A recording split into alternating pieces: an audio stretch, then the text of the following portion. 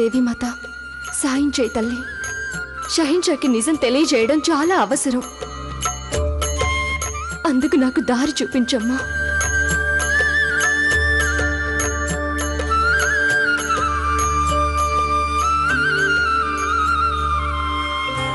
అల్లా పేరు మీద దానం చెయ్యండి.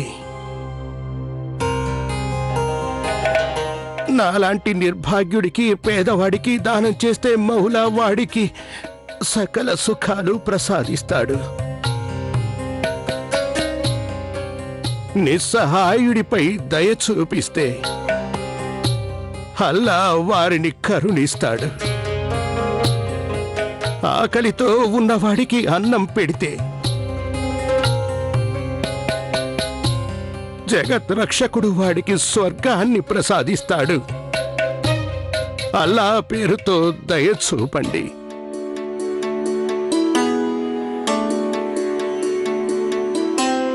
ఇది ఒక ఆలయం, అంటే పవిత్ర స్థలం. మీరు మీ ఇళ్లలో పరిశుభ్రంగా ఉంచుకున్నట్టుగానే ఇక్కడ కూడా పరిశుభ్రంగా ఉంచడం చాలా అవసరం. దయచేసి గుర్తుంచుకోండి, గుడిలో పరిశుభ్రతని కాపాడండి. జోధా బేగం ఇలా బజార్ కిందకొచ్చినట్టు?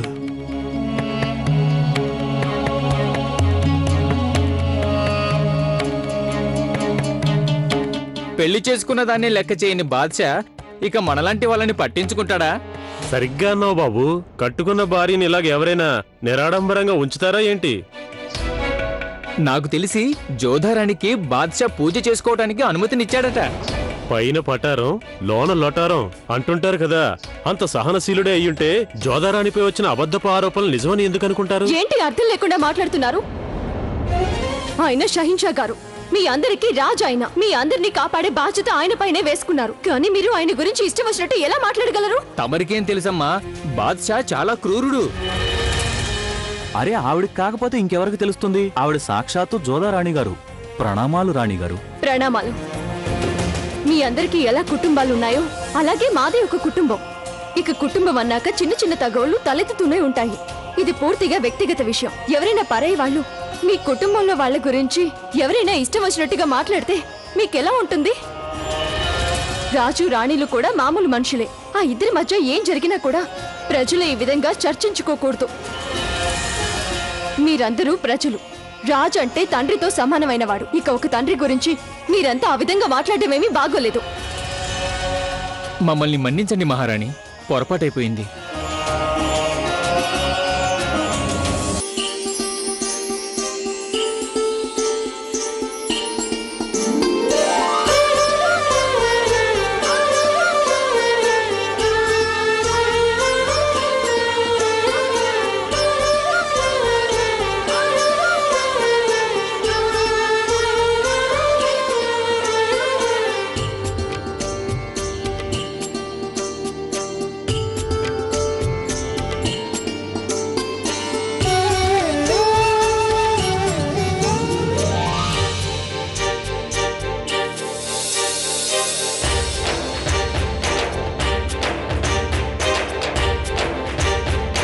అల్లా పేరు మీద ధర్మం చెయ్యండి.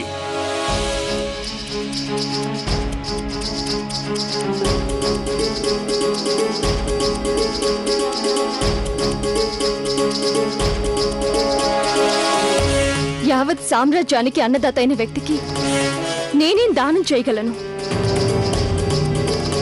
ఒకసారి ఆమేరులో తమరిని గుర్తుపట్టలేకపోయాను, కానీ ఈసారి మాత్రం మీరు నన్ను ఈ విధంగా మోసం చేయలేరు.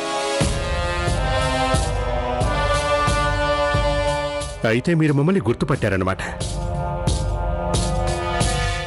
తమరి చేతికి ధరించిన ఆ కడియం వివాహం జరిగినప్పుడు మా నాన్నగారు తమరికి కానుగ్గా ఇచ్చింది.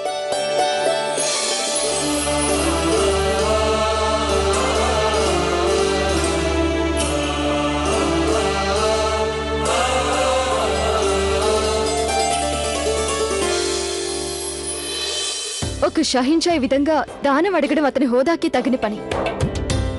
అలాగే ఒక భార్య కూడా తన భర్త ఈ విధంగా చేయి చాపుతుంటే చూస్తూ ఊరుకోలేదు.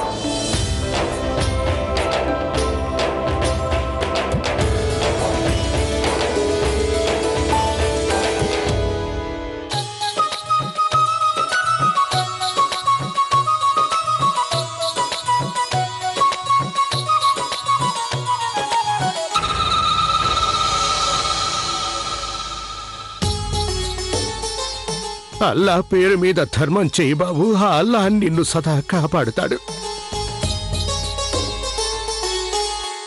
నాకు నాణాలక్కర్లేదు. నాణ్యాలు వద్దన్నా మొదటి ఫకీరు నువ్వేనయ్యా. ఇంకేం కావాలి బాబు? నాకు తెలిసి మీరు మంచి కళాకారుడట. చాలా గొప్ప డబ్బాలు తయారు చేశారట. నాకు కూడా ఒక డబ్బా కావాలి. డబ్బా ఏం చేసుకుంటారు ఫకీర్ గారు మీరు? నాకు తెలిసి నువ్వు చేసే డబ్బాల్లో విలువైన వస్తువులు సురక్షితంగా ఉంటాయట. నాకు కూడా ఒక డబ్బా కావాలి.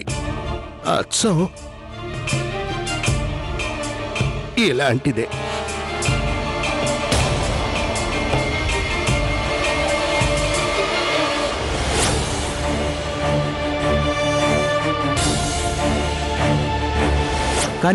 కానీ ఈ డబ్బా నేను అసలెవరు మీరు? మేమే. మాకు పుట్టబోయే సంతానం ఈ డబ్బాలో ఉంచిన గన్నేరు రసం వల్లే అంతమైపోయింది. దయచేసి క్షమించండి షహీన్షా. ఈ దాసుడు తమని గుర్తుపట్టలేకపోయాడు. మీకు నాతో పని ఉంటే నేనే వచ్చేవాడిని కదా. తమరు శ్రమపడి ఇక్కడికి ఎందుకు వచ్చారు? ఎందుకంటే నీకు మరింత శ్రమ కలగకూడదని.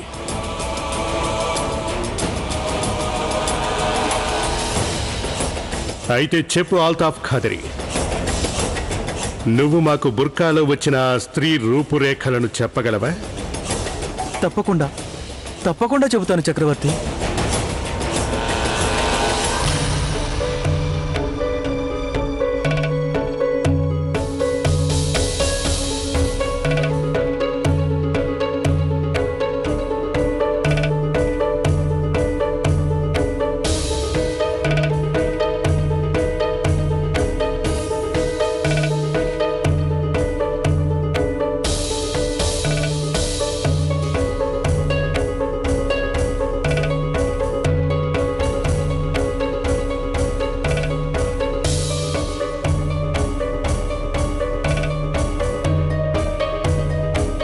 చూడండి షహెన్షా, నేను వీరు వర్ణించిన విధంగానే చిత్రపటాన్ని సిద్ధం చేశాను.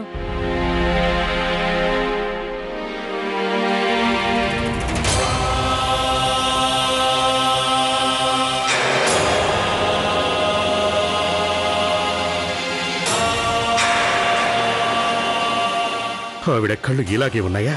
షహీన్షా, ఆ కళ్ళు ఇలాగే ఉన్నాయి. అది నువ్వు ఖచ్చితంగా చెప్పగలవా? అవును హుజూర్, పూర్తిగా ఖచ్చితంగా చెప్పగలను నేను. యా ఖుదా, ఇలా చేసేవేటి? ఇవి మా పెద్దమ్మ గారి కళ్ళి.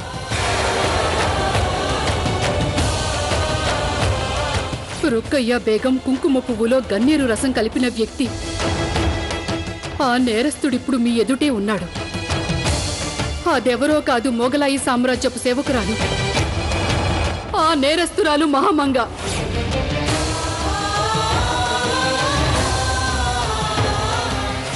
ఆ కూతాని శరణు కోరటానికి నన్ను మక్కా యాత్రకి పంపించండి. నేను ఎవరి సంతానాన్ని చంపానంటే, ఎవరినైతే నేను నా సంతానంగా భావించి పెంచానో వారి సంతానాన్ని. యా అల్లా, ఇంతటి నింద వినడం కంటే ముందు నాకు వినడానికి చెవులే లేకుండా పోతే బాగుండేది. చూడు నాన్న రహీం, ఆ రోజు మీరు నాకు డబ్బా విషయంలో చెప్పిన సంగతి షహీన్షా గారికి చెప్పండి.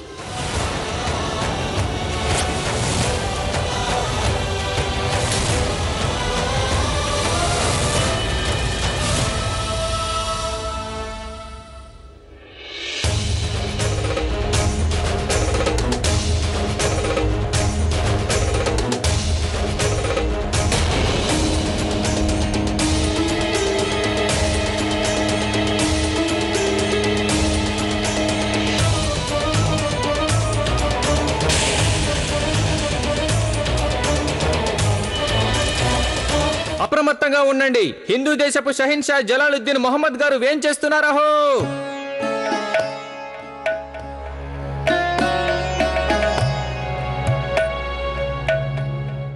ఆదాబ్ షహన్షా.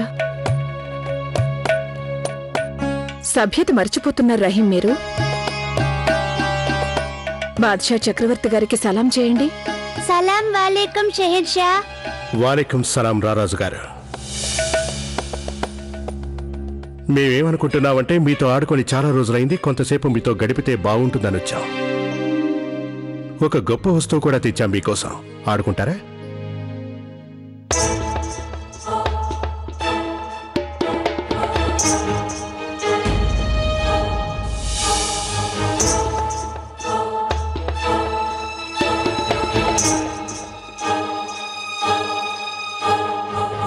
కుంకుమ పువ్వు కాబూల్ నుంచి వచ్చింది. కొంచెం రుచి చూడండి. ఆగండి, అది మీరు కాదు. మాకు తెలుసు మీకు మీ చిన్నమ్మ గారి మీద కోపం రావడం సరైంది. ఆవిడ మీ ఇద్దరి మధ్య జరిగిన కబుర్లు మాతో చెప్పకుండా ఉండాల్సింది. ఏం జరిగింది షెహన్షా? పిల్లవాడు గాని ఏదైనా తప్పు చేశాడా?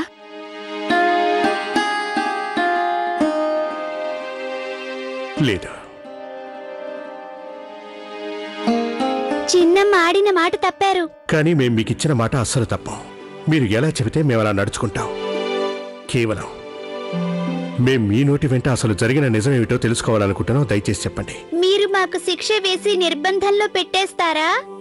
మేం మీకు శిక్ష వేయబోము, అలాగే మిమ్మల్ని నిర్బంధించబోము, అలాగే మిమ్మల్ని ఏమీ చేయమని వాగ్దానం చేస్తున్నాం. నిజానికి మేము మీకోసం బోలెడని బొమ్మలు తెప్పిస్తాం. అందుకు బదులు మీరు మాకు కేవలం ఒక నిజం చెప్తే చాలు. అసలు మీకు ఈ డబ్బా ఎక్కడ దొరికింది రహీం?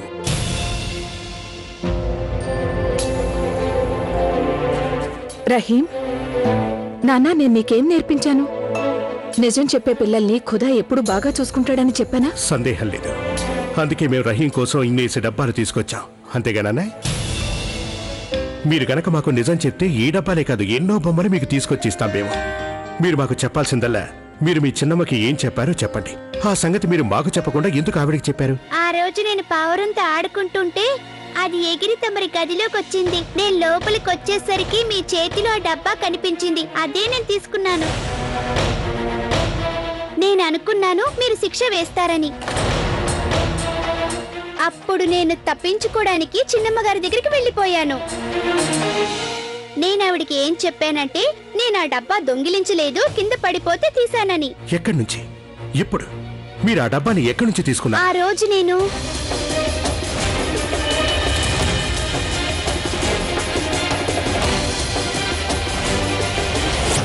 ఇప్పుడు నన్ను అమ్మ ఎలా పట్టుకుంటుందో నేను చూస్తాను.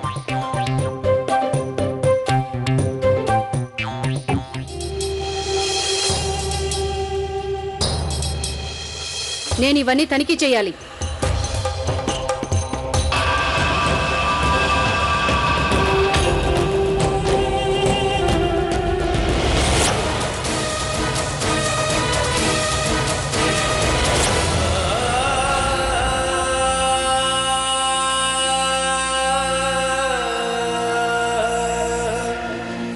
రహీం, మీరు బయటకు వెళ్ళి ఆడుకోండి. ఇప్పుడు నాకు శిక్ష వెయ్యరుగా?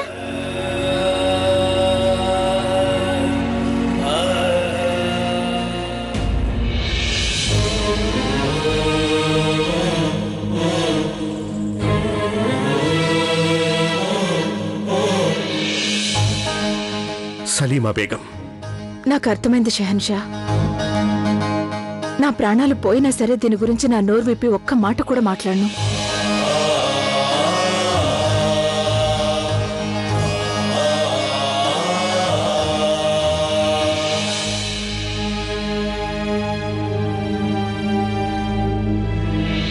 మోతి, దేవీమాత ప్రసాదాన్ని అందరికీ పంచిపెట్టు. అలాగే. రహీం, నాకొక సంగతి అర్థం కావడం లేదు. నేను ప్రసాదం తీసుకెళ్ళినప్పుడల్లా మీరొచ్చి నాకెందుకు డేక్ కొడతారు? నాకు కూడా ఒకటి అర్థం కావటం లేదు. నేను పరుగున వచ్చినప్పుడల్లా మీరు మాత్రమే నాకెందుకు అడ్డొస్తారు?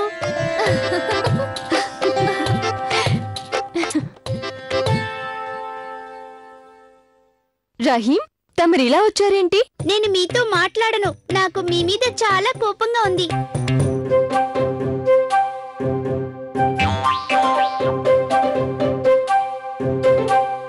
బావుంది. నాకు కదా మీ మీద కోపం రావాలి. ఆ రోజు షహీన్షా ముందు ఏమి చెప్పినందుకు ఊరికే పారిపోయి వచ్చేశారు కదా. మీరు నాకు ఇచ్చిన మాట ఎందుకు తప్పారు? షెహన్షాకి ఏం చెప్పను అనే కదా అన్నారు. నేను మా అమ్మకు కూడా చెప్పాను నేను మీతో మాట్లాడనని. మీకంటే షెహన్షా గారే మంచివారు. వారు ఇచ్చిన మాట తప్పనే లేదు. షహీన్షా తమరికి ఏమని వాగ్దానం చేశారు చెప్పమంటారా?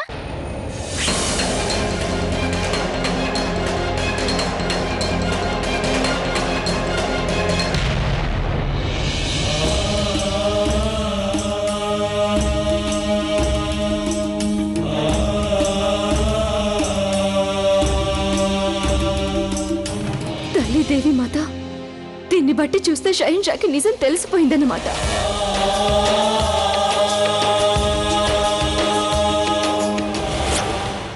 షహీన్షాకి తెలిసిపోయిందా మహామంగానే ఈ పన్నాగం పన్నారని? ఈ నిజం తెలుసుకోవడానికైనా మారువేషంలో షహీన్షా గారు ఆధారాలు వెతికారు. ఇప్పుడు రహీం వారికి నిజం చెప్పేశాడు. ఇప్పటికైనా వారికి నా మాట మీద నమ్మకం కలుగుతుందా, లేదంటే మహామంగని గాని క్షమించి వదిలేస్తారా?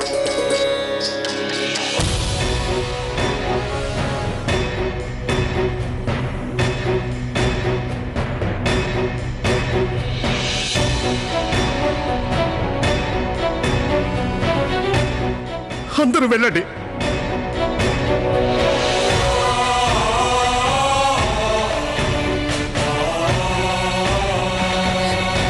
మా విషయంలో మా పెద్దమ్మ గారు ఇలా ప్రవర్తిస్తారని మేము అస్సలు నమ్మలేకపోతున్నాం. మా అమ్మే పాకు మా సంతానం లేకుండా చేసిందా?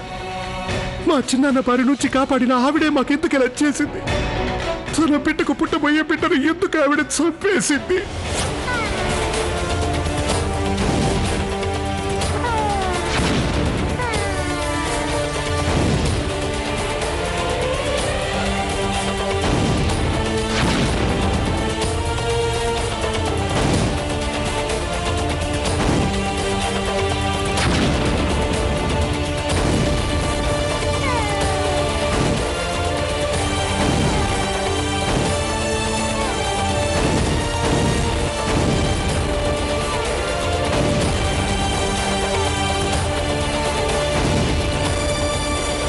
మేము కలలో కూడా ఊహించలేదు మా నీడే మమ్మల్ని వెన్నుపోటు పొడుస్తుందని. జలాల్ ఆగు, జలాల్.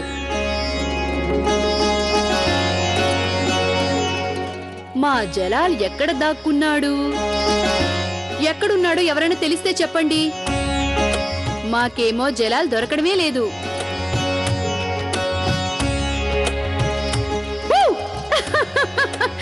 అల్లరివాడా, మళ్ళీ దాక్కున్నావా? కొంచెం తినండి. తినాలని లేదు, మేము తినాం. కొంచెమే. తినాలని లేదు, నేను. ఏమైంది ఇక్కడ?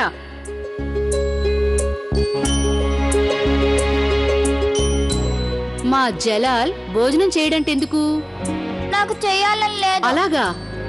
అలా అంటే ఎలా నాన్నా? భోజనం చేయకపోతే బలం ఎలా వస్తుంది? అసలు బలం లేకపోతే షెహన్షా ఎలా అవుతావు? తిను. అరే జలాల్, కొంచెం తిను. జలాల్,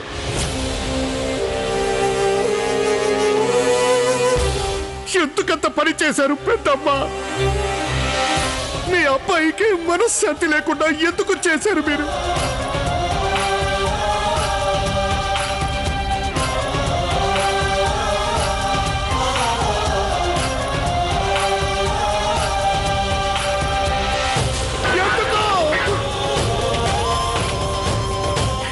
ఎందుకంత పని చేశారు మీరు పెద్దమ్మ?